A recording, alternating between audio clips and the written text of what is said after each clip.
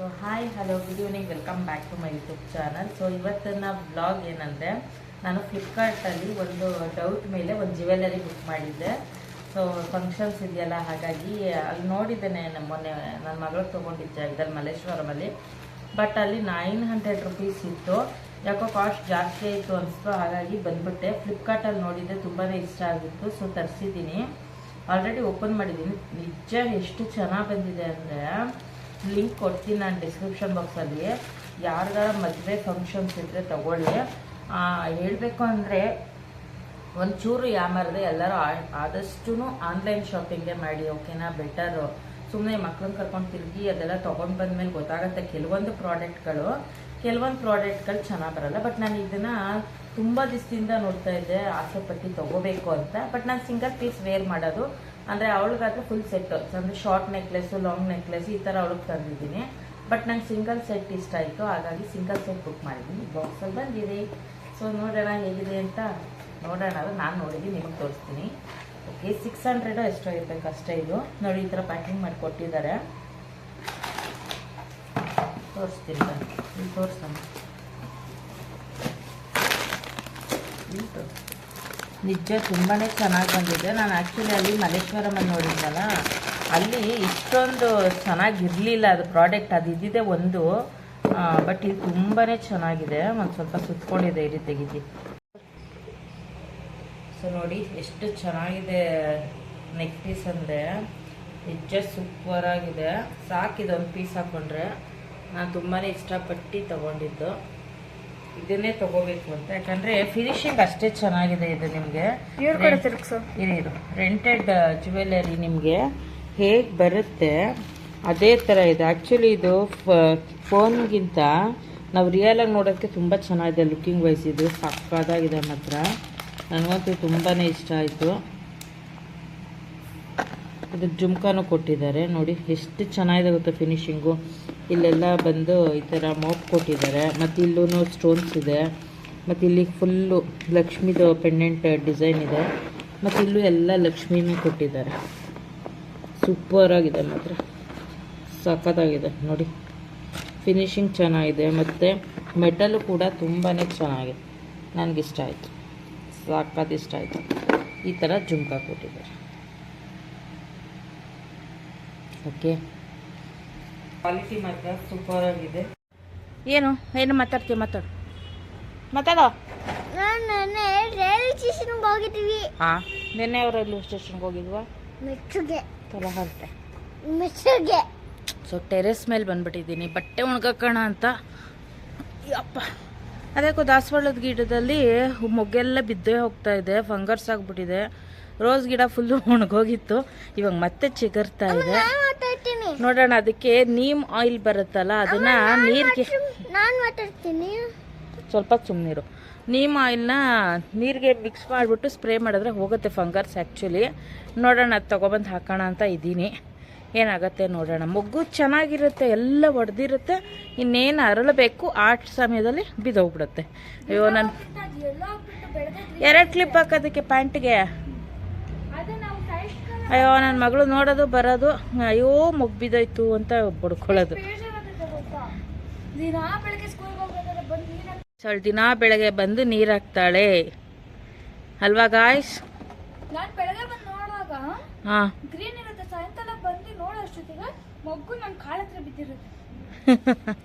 ಏನ ನಿಂದ? ನಾನು ಮಾತಾಡ್ತೀನಿ, ಮಾತಾಡ. ಆ ಗಿಡದಲ್ಲಿ ಒಂದು ಲೇಡಿ ಬರ್ಡ್ ಇತ್ತು. ಲೇಡಿ ಬಗ್ ಹೇಳವ. ಲೇಡಿ ಬಗ್ ಇತ್ತಂತೆ. ಅದಕ್ಕೆ ಅವನು ಹೇಳ್ತಾ ಇದ್ದಾನೆ. ಆ್ಯಕ್ಚುಲಿ ಇವಾಗ ಸಂಜೆ 6:30 ಆಯ್ತೇನೆ ಟೈಮು. ಕಾಫಿ ಕುಡಿದ್ಬಿಟ್ಟು ಒಂದು ರೌಂಡ್ ಬಟ್ಟೆ ವಾಷಿಂಗ್ ಮಿಷಿನ್ಗೆ ಹಾಕಿ ಬಂದು ಒಣಗಾಕಿದ್ದೀನಿ. ಮತ್ತು ನಾಳೆ ಸಂಡೇ ಅಲ್ವಾ, ಕೈಯಲ್ಲಿ ಯೂನಿಫಾರ್ಮ್ ಒಗಿಬೇಕು. ಅದಕ್ಕೇ ಎಲ್ಲ ಒಂದೇ ದಿವಸ ಒಗಿಯೋಕ್ಕಾಗಲ್ಲ ಅಂತ ಇವಾಗ ಒಗ್ದಾಕ್ದೆ.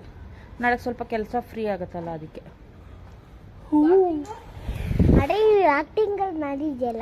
ವರ್ಕಿಂಗು ಮಾಮೂಲಿ. ಮಗಳಿಗೆ ಎಕ್ಸಾಮ್ಗೆ ಓದಿಸ್ತಾ ಇದ್ದೀನಿ, ರಿವಿಷನ್ ಮಾಡಿಸ್ತಾ ಇದ್ದೀನಿ. ಫುಲ್ ಬ್ಯುಸಿ ಆಗಿಬಿಟ್ಟಿದ್ದೀನಿ ನಾನಂತೂ. ಬ್ರೋ, ನಾನಂತೂ ಸಿಗಾಕೊಂಡಿದ್ದೀನಿ. ಬ್ರೋ ಅಂತಾರಲ್ಲ, ಹಂಗೆ ನಾನಂತೂ ಈ ಹುಡುಗರ ಜೊತೆ ಸಿಗಾಕೊಂಡ್ಬಿಟ್ಟಿದ್ದೀನಿ.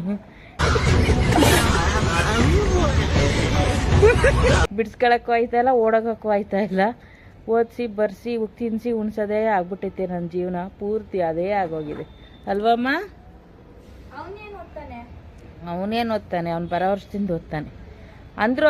ಅವಳು ಓದ್ತಾ ಇರ್ತಾಳಲ್ಲ ಜೊತೆಲಿ ಹೋಗ್ಬಿಟ್ಟು ನನಗೆ ಎಕ್ಸಾಮ್ ಇದೆ ಅಮ್ಮ ನಾನು ಓದ್ಕೊಬೇಕು ಅಂತ ಓದ್ಕೋತಾ ಇರ್ತಾನೆ ಸೀರಿಯಸ್ ಆಗಿ.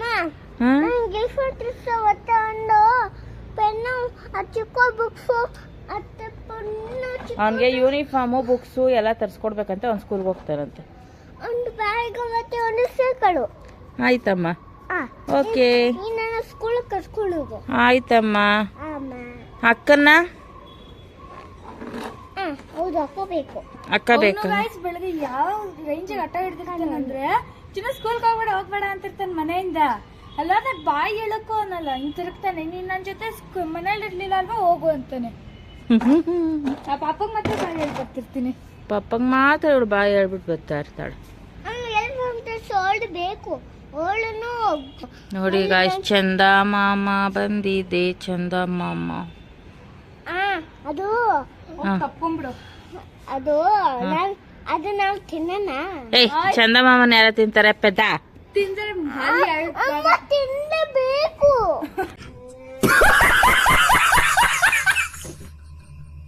ಇವನು ಯಾರೋ ಆಂಜನೇಯ ಸೂರ್ಯನ್ ತಿಂದಿದ್ನಂತೆ, ಹಂಗೆ ಇವನು ಚಂದಮಾಮ ತಿನ್ಲೇಬೇಕು ಅಂತವನೆ. ಚಂದಮಾಮ ತಿಂತಾನಂತ ಇವನು. ದಡ್ಡ ಇವನು, ನಮ್ಮನೆ ದಡ್ಡ ಇವನು. ಅಯ್ಯಪ್ಪ, ಎಲ್ಲಿಂದ ಎಲ್ಗೋ ಹೋಯ್ತಾನೆ ಇವನು. ರಾಕೆಟ್ ತಕೊಂಡ್ ಜನ ಆ ಚಂದ್ರನ್ಗೆ ಹೋದ್ರೆ ಇವ್ನ ಏನೋ ಹೆಲಿಕಾಪ್ಟರ್ ಎತ್ಕೊಂಡೈತಾನೆ.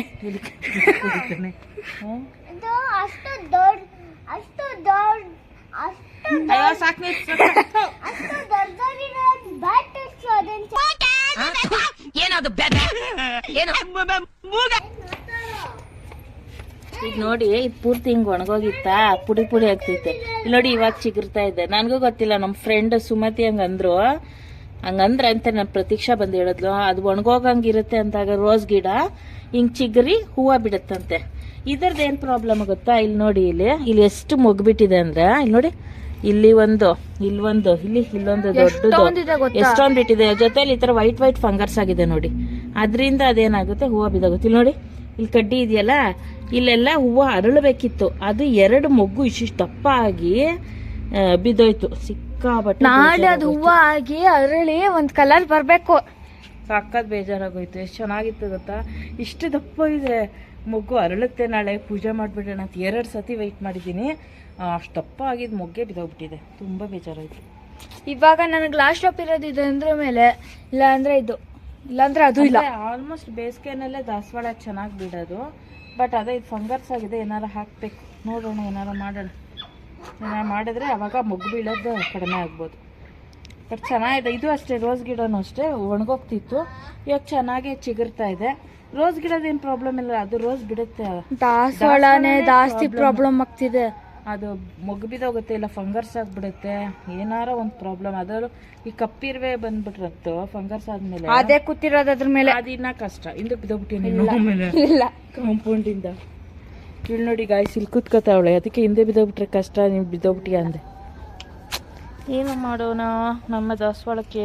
ನಾನು ನಿಜ ಏನೇನ್ ಮಾಡಿದೀನಿ ಅಂದ್ರೆ, ಲಿಫ್ಟ್ ಡಿಟೆಕ್ಟರ್ ಬರುತ್ತಲ್ಲ, ಅದನ್ನೆಲ್ಲ ಸ್ಕ್ಯಾನ್ ಮಾಡಿ ಅಕ್ಕಿ ನೀರ್ ಹಾಕಿ ಏನೇನೋ ಮಾಡಿದೀನಿ. ಮಾತ್ರ ಇನ್ನ ಏನೂ ಸರಿ ಹೋಗಿಲ್ಲ. ಅಕ್ಕಿ ನೀರು ಒಂದೇ ದಿವಸ ಹಾಕಿಟ್ಟು ಇವ್ರು ಅಕ್ಕಿನೇ ತೊಳ್ದಿಲ್ಲ. ಎಳ್ದಾಡ್ಬೇಡದು, ತೆಗಿ ಕೈ ಫಸ್ಟ್. ಬಾರೋ, ಬರ್ತೀಯೋ ಇಲ್ಲೇ ಇರ್ತೀಯೋ? ಅಮ್ಮ ನಿಲ ಬಿಟ್ಟಂಗಳ. ಆಯ್ತು ಅಷ್ಟೇ, ಬಟ್ಟೆ ಒಗ್ದಿರೋದು ನಾನು. ನಾಳೆ ಒಗೆಯೋಣ ನಡಿ. ಕತ್ಲೆ ಆಯ್ತು, ನಡಿ ಮನೆಗೆ ಹೋಗೋಣ. ಅವಳು ಓದ್ಬೇಕು, ಕಂಪ್ಯೂಟರ್ ಇದೆ ಅವಳಿಗೆ. ಅವ್ರು ಇದು ಆರೆಂಜ್ದು ಸಿಪ್ಪೆ ಫೇಸ್ ಪ್ಯಾಕಿಗೆ ಇಟ್ಕೊಂಡವ್ರೆ. ಒಣಗೈತೆ.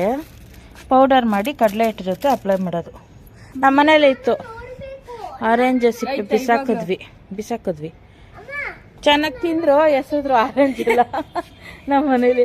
ಫಸ್ಟ್ ಒಂದ್ಸತಿ ಹಿಂಗೇನೆ ಆರೆಂಜ್ ಸಿಪ್ಪೆನ ಒಣಗಿಸಿ ಅದಕ್ಕೆ ಅರ್ಶಿಣದ ಕೊಂಬನ್ನ ಪುಡಿ ಮಾಡಿ ಎಲ್ಲ ಮಿಕ್ಸಿಲಿ ಫೈನಾಗಿ ಪೌಡ್ರ್ ಮಾಡಿ ಫೇಸ್ ಪ್ಯಾಕ್ ಮಾಡ್ಕೊಂಡಿದ್ದೆ. ಸುಮಾರು ದಿವಸ ಬಳಸಿದ್ವಿ. ಈ ಸತಿ ತಗೊಂಡ್ ಬಂದು ಹಾಕ್ಲೇ ಇಲ್ಲ. ತಿಂದ್ಬಿಟ್ಟು ಎಲ್ಲ ಎಸ್ಬಿಟ್ಟು ಅವ್ರ ಕಸಕ್ಕೆ. ಆಕ್ಚುಲಿ ನಮ್ಮ ಮನೇಲಿ ಆರೆಂಜ್ ನಾನೇ ಜಾಸ್ತಿ ತಿನ್ನೋದು. ಅವಳೊಬ್ಳಿಗೆ ಇಷ್ಟ, ನಮ್ಗೇನು ಇಷ್ಟ ಆಗಲ್ಲ. ಹುಳಿ ಇರುತ್ತೆ ಅಂತ. ಸ್ವೀಟ್ ಇದ್ರೆ ಓಕೆ ಚೆನ್ನಾಗಿರುತ್ತೆ, ಹುಳಿ ಇದ್ರೆ ಚೆನ್ನಾಗಿರುತ್ತೆ. ಯಾವ್ದಮ್ಮ? ಅದು ನಮ್ದೇ ಅಲ್ಲ, ಓನರ್ ಮನೆದು. ಬಾ. ಅಯ್ಯೋ, ನಮ್ದು ಅಲ್ದೇ ಇರೋದನ್ನ ನಮ್ದು ಅಂತ ಹೇಳಾಕ್ತಾರೇನಾ? ಅದು ಓನರ್ ಆಂಟಿ ಮನೆದು. ಬರ, ನಮ್ಮ ಕ್ಲಿಪ್ಪರು ನಮ್ಮ ಮನೇಲೇ ಐತೆ. ಇವನ್ನಿಲ್ಲೇ ಬಿಟ್ಟು ಹೋಗ್ತೀನಿ ಗೈಸ್. ಮಮ್ಮಿಗೆ ಗಿಣ್ತೀಯಾ? ಒಪ್ಪು ಮಾಡ್ತಿದ್ದೇನೆ. ಇವನಿಗೆ ಮಮ್ಮಿ ಮೇಲೆ ಪ್ರೀತಿನೇ ಇಲ್ಲ. ಓ ಬ್ಯಾಡ್ ಬಾಯ್ ಹೇಮಂತಿ, ಬ್ಯಾಡ್ ಬಾಯ್, ಬ್ಯಾಡ್ ಬಾಯ್. ನೋಡಿ ನಾವು ಗಿಡಕ್ಕೆ ನಾವಂತೂ ತುಂಬಾ ದಿನ ಆಗಿತ್ತು ಶಾಪಿಂಗ್ ಮಾಡಿ ಆಫ್ಲೈನಲ್ಲಿ. ಸೊ ಇವತ್ತು ಮಾಡೋಣ ಅಂದ್ಬಿಟ್ಟು ನನ್ನ ಮಗನಿಗೆ ಸ್ಲಿಪ್ಪರ್ ಬೇಕಿತ್ತು, ಹಾಗಾಗಿ ಬಂದಿದ್ದೆ. ಬಟ್ ಇಲ್ಲೂ ಕೂಡ ಆಫ್ಲೈನ್ ಶಾಪಿಂಗ್ ಮಾಡಲಿಲ್ಲ. ಎಲ್ಲ ಸೈಜು ಆಮೇಲೆ ಕಲರ್ ಎಲ್ಲ ನೋಡ್ಬಿಟ್ಟು ಅಲ್ಲೇ ಕೂತ್ಕೊಂಡು ಅಜಿಯೋದಲ್ಲಿ ಆನ್ಲೈನೇ ಬುಕ್ಕಿಂಗ್ ಮಾಡಿಬಿಟ್ಟು ಮನೆಗೆ ಬಂದ್ವಿ. ಫೈನಲಿ ಅಲ್ಲೂ ತೊಗೊಳ್ಳಿಲ್ಲ ನಾವು. ಬಟ್ ಅಲ್ಲಿ ತುಂಬಾ ಪ್ರೈಸ್ ಜಾಸ್ತಿ ಇರುತ್ತೆ. ಆನ್ಲೈನಲ್ಲಾದರೆ ನಿಮ್ಗೆ ಅರ್ಧಕ್ಕರ್ಧ ರೇಟ್ ಕಡಿಮೆ ಇರುತ್ತೆ. ಸೊ ಬೆಸ್ಟ್ ಅಂದರೆ ಆನ್ಲೈನ್ ಶಾಪಿಂಗ್ಗೆ. ಸೊ ಹಾಗಾಗಿ ಅಲ್ಲೇ ಕೂತ್ಕೊಂಡು ಅಜಿಯೋದಲ್ಲಿ ಬುಕ್ ಮಾಡಿಬಿಟ್ಟು ಮನೆಗೆ ಬಂದೆ. ಮಿರರಲ್ಲಿ ನೋಡ್ಕೊಳ್ಳೋ, ಕಾಲಲ್ಲಿ ಹಿಂಗಿಂಗೆ ನೋಡ್ಕೊ ಮಿರರಲ್ಲಿ.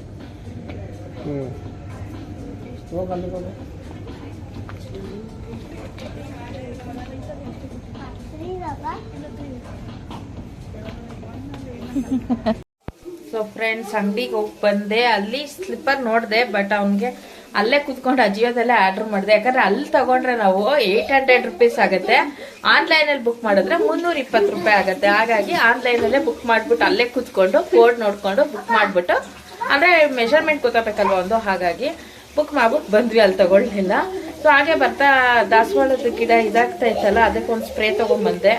ಸೊ ಇವಾಗ ಊಟಕ್ಕೆ ರೆಡಿ ಮಾಡ್ತಾ ಇದ್ದಾಳೆ ನನ್ನ ಮಗಳು. ಮ್ಯಾಗಿ ಮಾಡ್ತಾ ಇದ್ದಾಳೆ.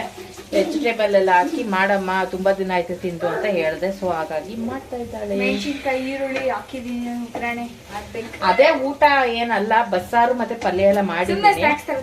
ಹೀರೆಕಾಯಿ ಹಾಕ್ಬಿಟ್ಟು ಬಸ್ಸಾರು ಪಲ್ಯ ಎಲ್ಲ ರೆಡಿ ಮಾಡಿದ್ದೀನಿ. ರೈಸ್ ಇದೆ, ಓಕೆ. ಇಲ್ಲಿ ಸಾಂಬಾರ್ ರೆಡಿ ಇದೆ, ಬಳ್ಳಿದೆ ಚೆನ್ನಾಗಿ ಬಿಸಿ ಇದೆ. ಸೊ ಇವಾಗ ಇದನ್ನ ಫ್ರೈ ಆಗ್ಬೇಕು ಈರುಳ್ಳಿ. ಸೊ ತುಂಬಾ ದಿವಸ ಆಗಿತ್ತು ನಾನು ಮ್ಯಾಗಿ ಮಾಡ್ಕೊಂಡು ತಿಂದೇ ಇಲ್ಲ. ಮಕ್ಳಿಗೆ ಬರೀ ಮಾಡ್ಕೊಡೋದೇ ಆಗ್ತಾ ಇತ್ತು.